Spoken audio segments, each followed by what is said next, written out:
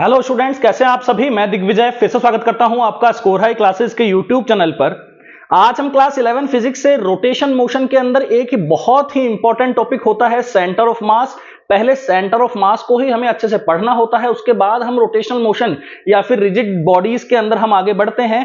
तो बात करते हैं आज हम यहां से सेंटर ऑफ मास के एक ऐसे इंपॉर्टेंट टॉपिक की जो कि बहुत ही ज्यादा इंपॉर्टेंट है। इसका डेरिवेशन, इस पे बेस्ड जो क्वेश्चंस बनते हैं वो आप लोगों के लिए बहुत ज्यादा इंपॉर्टेंट, नीट और जेई के पॉइंट ऑफ व्यू से भी काफी इंपॉर्टेंट ये टॉपिक रहने वाला है। टॉपिक का नाम आप लोग यहां से देख रहे हैं, centre of mass of a uniform thin rod.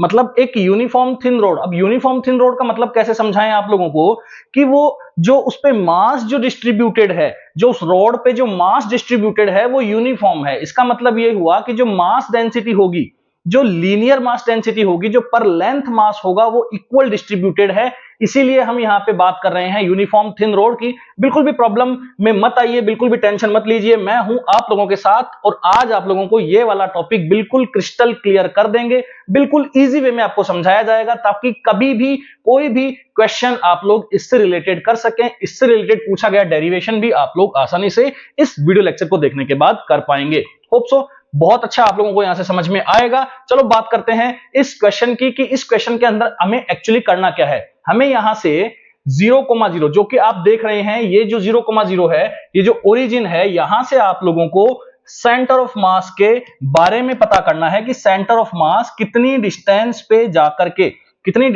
जाकर के सेंटर ऑफ मास यहां से मिलने वाला है। ये आपका हो चुका है 0,0। ये आपका क्या होने वाला है 0,0। अब आप लोग देख रहे हैं कि ये यूनिफॉर्म थिन रॉड है। Uniform mass distribution, linear mass distribution, ये मैं आपको समझा चुका हूं कि यूनिफॉर्म कब होती है, जब पर यूनिट लेंथ जितना मास डिस्ट्रीब्यूटेड है, हर यूनिट लेंथ पे उतना ही मास डिस्ट्रीब्यूट होना चाहिए। मतलब अगर 1 मीटर पे 3 किलो है तो अगले 1 मीटर पे भी 3 किलो उसमें मास होगा और अगले 1 मीटर पे 3 किलो उसमें मास होगा। ठीक है, तो एल लेंथ का अगर हमने यहां पे माना है तो आप मुझे बताइए एक्स एक्सिस पे जो रॉड रखी गई है, क्या उसका 0,L यहां से नेक्स्ट कोऑर्डिनेट होगा कि नहीं होगा? बिल्कुल होगा। तो लंबाई क्या हो चुकी है? L हो चुकी है। अब ये थिन बोला गया है, थिन रॉड बोली गई है, इसका मतलब जो रॉड है वो 3D में बिल्कुल भी नहीं है। मतलब ना ही तो कोई उसकी हाइट मेजर की जाएगी, ना ही उसकी कोई डेप्थ मेजर की जाएगी। मतलब ये ना ही तो कहीं Z एक्सिस में लाई करती है, ना ही कहीं ये Y एक्सिस में लाई करती है। ये केवल और केवल किसके अलोंग है? एक्स एक्सिस के अलोंग है। मतलब ये एक लेंथ वाली रॉड है, केवल ये लंबाई है। आप लोग फिजिक्स में समझते हैं लंबाई, चौड़ाई, ऊंचाई को केवल लंबाई से ही बताया जाता है। एल ही उसका डायमेंशन यूज किया जाता है। ठीक है, तो बात करते हैं यहां से अब कैसे हमें इसका सेंटर ऑफ मास कैलकुलेट करना है। देखो अभी तक आप लोग ये पढ़ के आए हो कि भैया एक m1 नाम का मास है और एक m2 नाम का मास है। जो m1 है वो x1 डिस्टेंस पे है, m2 है जो x2 डिस्टेंस पे है।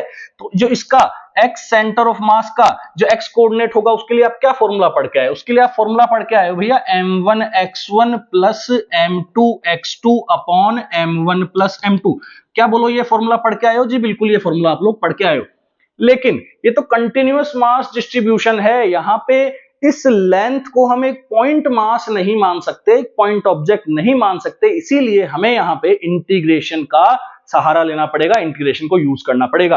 अब इंटीग्रेट कैसे करेंगे, बस यही आप लोगों के लिए प्रॉब्लम होगी। आओ मैं आप लोगों को फटाफट समझा देता हूं कि कैसे इंटीग्रेट करेंगे। ये वाला फॉर्मूला इसके अंदर अप्लाई हम नहीं कर सकते, तो हम क्या करेंगे, कैसे इंटीग्रेट करेंगे, कैसे हम यहां से एलिमेंट्स लेंगे, ये सब चीजें मैं आप लोगों को बताने जा रहा हूं। ठीक है, तो जैसा कि आप लोग इस डायग्राम में देख रहे हैं कि x डिस्टेंस दूर जाकर के हमने क्या ले लिया है, एक dx का एलिमेंट ले लिया है, dx लेंथ का एक एलिमेंट ले लिया है। और इस एलिमेंट का जो मास है, जो इस एलिमेंट का मास है वो हमने क्या माना है? dm। क्योंकि टोटल मास क्या माना है हमने? Capital M। क्या आप इसे टोटल मास मान सकते हैं? बिल्कुल। तो टोटल मास आपने क्या माना है? Capital M। और टोटल लेंथ क्या है? Capital L। तो आप मुझे बताइए इसकी मास डेंसिटी आप लिख सकते हैं? क्या आप इसकी मास डेंसिटी लिख सकते हैं? बिल्कुल, आप इसकी मास डेंसिटी लिख सकते हैं। तो मास डेंसिटी क्या होती है? Total mass upon total length. क्या होती है mass density? Total mass upon total length. तो जो आपने x डिस्टेंस दूर जाकर के अगर कोई छोटा सा एलिमेंट लिया है जिसका मास आपने क्या माना है? dm, बहुत छोटा मास माना है, उसकी बहुत छोटी ही लंबाई मानी है, तो आप मुझे बताइए, क्या मास डेंसिटी को लैम्डा से बता सकते हैं? और लैम्डा क्या अब dm बाई dx नहीं होगा क्या? बिल्कुल होगा। यूनिफॉर्म का मतलब ही ये है कि total mass upon total length वही आएगा, जो बिल्कुल छोटा सा मास अपॉन बिल्कुल छोटी सी लेंथ होगी वही लैम्डा रहेगा। यूनिफॉर्म का मतलब ही ये है कि यहाँ पे मास डेंसिटी का डिस्ट्रीब्यूशन चेंज नहीं हो रहा है, पर यूनिट लेंथ जितना मास डिस्ट्रीब्यूटेड है, नेक्स्ट पर यूनिट लेंथ में भी उतना ही मास डिस्ट्रीब्यूटेड है। इसका मतलब लैम्डा आप लोग dm बाई dx लिख सकते हैं, और वही क्या होगा m बाई l के। तो आप मुझे बताइए कि क्या आप यहां से इक्वेशन 1 और इक्वेशन 2 में से क्या आप यहां से m बाई l को dm बाई dx लिख सकते हैं? बिल्कुल यहां से dm बाई dx लिख सकते हैं। इस छोटी सी इक्वेशन को हम यहां से क्या करेंगे, यूज करेंगे। अब आप देखिए कि इसका एक छोटा सा फॉर्मूला बन के आता है। फॉर्मूला क्या है? अगर ये केवल x एक्सिस पे है तो इसका फॉर्मूला बनेगा 1 upon m integrate x dm। बस ये फॉर्मूला आपको याद रखना है। अगर ये y CUM में होता, y एक्सिस में कोई होता तो 1 बाय m y dm कर देते, अगर z में होता तो 1 by m integration z dm कर देते। बस आपका काम यहां से होने ही वाला है। काम कीजिए, इसे इक्वेशन 3 दे दीजिए और इक्वेशन 3 से dm की वैल्यू लिखिए। dm की वैल्यू क्या आ रही है? m by l into dx। क्या आ रही है? m by l into dx। मैं यहां पे फॉर्मूला वही लगा रहा हूं, m1x1 plus m2x2 plus m3x3 upon m1 plus m2 plus m3, यही फॉर्मूला मैं लगा रहा हूं। लेकिन ये फॉर्मूला यहां पे डायरेक्टली एप्लीकेबल नहीं है, थोड़ा सा इसकी फॉर्म चेंज है। कैसे फॉर्म चेंज है? देखो, हो सकता था कि आप पहला एलिमेंट x पे, आपने कह दिया सर पहला एलिमेंट आप x पे काट लीजिए, हो सकता था पहला एलिमेंट आप यहां पे भी तो काट सकते हो, अगला एलिमेंट यहां भी काट सकते हो। तो छोटे छोटे एलिमेंट के मास को का जोड़ा नहीं जाएगा क्या? बिल्कुल जोड़ा जाएगा। तो छोटा छोटा आप अगर यहां से x1 डिस्टेंस पे काटोगे तो x1 इंटू dm करोगे, क्योंकि आपको मास तो कितना काटना है? dm। अगर x1 डिस्टेंस पे काटोगे तो क्या करोगे? dm into x1। बोलो करोगे नहीं करोगे? बोलो करोगे नहीं करोगे? dm इंटू x1 करोगे। मान लेते हैं आप यहां से नहीं काट के यहां काटते, x2 पे काटते तो क्या करते? dm x2 करते, और ऐसे ही करते जाते dm क्या आ जाता भैया? कॉमन, और x1 plus x2 plus x3 ये क्या बन जाता? आपका l बन जाता। होप सो ये समझ में आ रहा होगा। और नीचे क्या करोगे? m करोगे, कैपिटल M करोगे, तो ये कैपिटल M यहां से क्या आ जाएगा? बाहर आ जाएगा। ये आपका क्या बन जाएगा? x बन जाएगा, x dm बन जाएगा।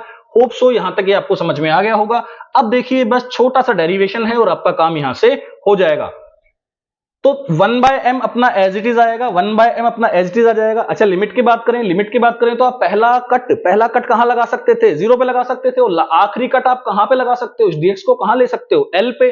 तो लिमिट क्या लगाओगे यहां से? 0 टू l। लिमिट क्या लगाओगे बच्चों? 0 टू l। अच्छा, dm की वैल्यू क्या है? m by l into dx, m by l into dx। तो ये आ गया अपना 0 टू l x। dm को किसकी फॉर्म में रखना है? dx की फॉर्म में, क्योंकि आप इंटीग्रेट किसका कर रहे हैं? x का, तो पीछे dx ही आना चाहिए।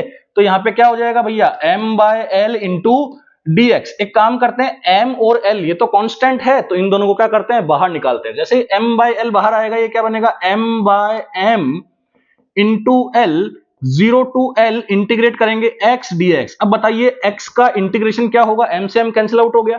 x का इंटीग्रेशन क्या होगा? x square by 2। क्या होगा? x square by 2। और लिमिट क्या लगाओगे? 0 टू l। तो यहां से इसको अगर आप सॉल्व करोगे तो l डालोगे पहले, फिर 0 डालोगे। 0 डालने का तो कोई मतलब है नहीं। तो l square by 2 minus 0 square by 2 मतलब l स्क्वायर बाय 2 ही हो गया। तो यहां से क्या हो गया भैया? l square by 2। एक l से एक l कैंसिल आउट हो गया। क्या बन गया आपका? l by 2। मतलब जो इसका सेंटर ऑफ मास है, मतलब इसका जो सेंटर ऑफ मास है वो l लेंथ पे जाकर के l बाय 2 लेंथ पे जाकर के है। कहां पे है? l बाय 2 लेंथ पे जाकर के, मतलब l लंबाई की यूनिफॉर्म रॉड का जो सेंटर ऑफ मास होगा वो क्या होगा? l बाय 2 लेंथ पे होगा। यही आप लोगों को आज क्या करना था? प्रूव करना था। होप सो आप लोगों के वीडियो लेक्चर समझ में आया होगा।